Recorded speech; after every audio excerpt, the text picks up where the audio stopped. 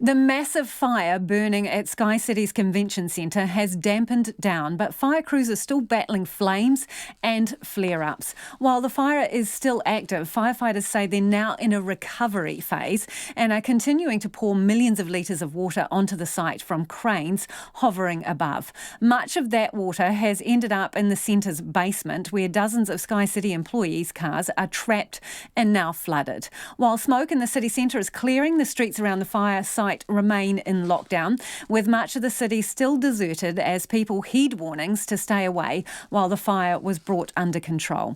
Our reporter Nita Blake-Persen is at the scene of the fire and we'll cross live to her shortly. But first, the report she filmed today with cameraman Nick Munro. A smouldering, blackened mess is all that remains on top of what was the nearly completed International Convention Centre. Day 3 of the blaze, and crews are still dousing the $700 million construction site. We're using thermal imaging camera. We've had the drones up trying to find hot spots. They've been guiding our aerials, the water streams to them. Firefighters headed up in cranes provided by Fletcher Construction, the company building the convention centre, to continue fighting the fire from above. Sort of moved in a little bit into the recovery space again. We're working with Fletchers and we're removing a lot of the iron that's loose that potentially the wind could get hold of. We're pumping out the basement, working with Auckland Transport, trying to get the roads open. So yeah, we're in a lot better place than we were yesterday. Fire and Emergency Area Commander Richard Toomey says it took firefighters more than 40 hours to bring the blaze under control. The timing wasn't good for us as far as our aerials go. We've got one of our bigger ones out of commission with quite a major maintenance issue, and I had a second one that was out for maintenance as well. So we only had the one big heavy aerial, and that came from Parnell. The other one at the workshops was rushed back into commission and came up here an hour or two later. But he rejects claims from the Professional Firefighters Union that it could have been contained quicker had more resources, including trucks capable of sending ladders above the blaze, been available. You know, our aerials certainly add value to what we try to do, but in this instance, this was a particularly difficult fire. The fire was between the roof and the ceiling. Like, we couldn't get to it from above and we couldn't get to it to below.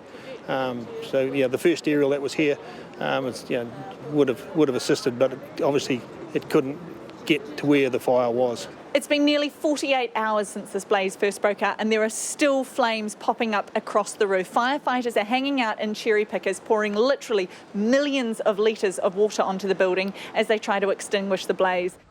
Around 8 million litres of that water has flooded the basement car park of SkyCity, where around 100 employee cars are stuck and are now a write-off. There's several layers in the basement are flooded, so we've got to remove the water, working with the local council on how we achieve that.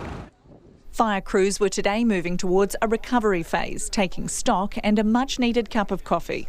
Pretty knackered? Yeah, we're all very tired actually. Yeah, it's been 3 days of long hours.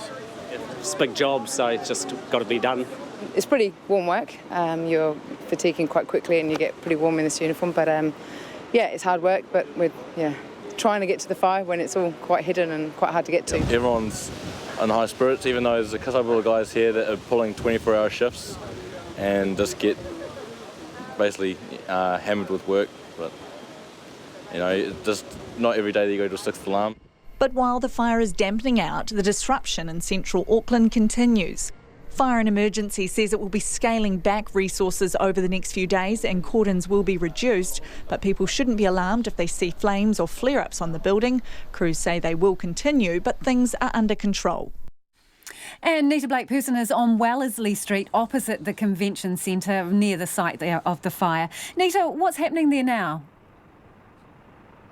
Well, Lisa, I'm just next to kind of the incident control area. It's been a pretty busy hub over the past few days, but it's certainly winding down here tonight. You may see firefighters passing behind me, heading home for the night after deserving a much-deserved break. But there are about 60 firefighters who will remain here overnight. They'll be in those cranes and cherry pickers, keeping an eye on hotspots and fighting the fire from above. But there are some signs of normalcy returning to around this area.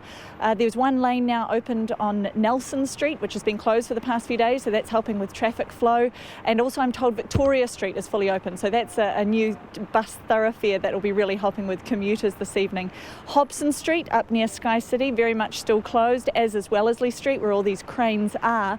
But SkyCity, I understand, is going to be in business from tomorrow, if not later tonight. Its Chief Executive Graham Stevens spoke to our business reporter Nona Peltier earlier today about how that will work.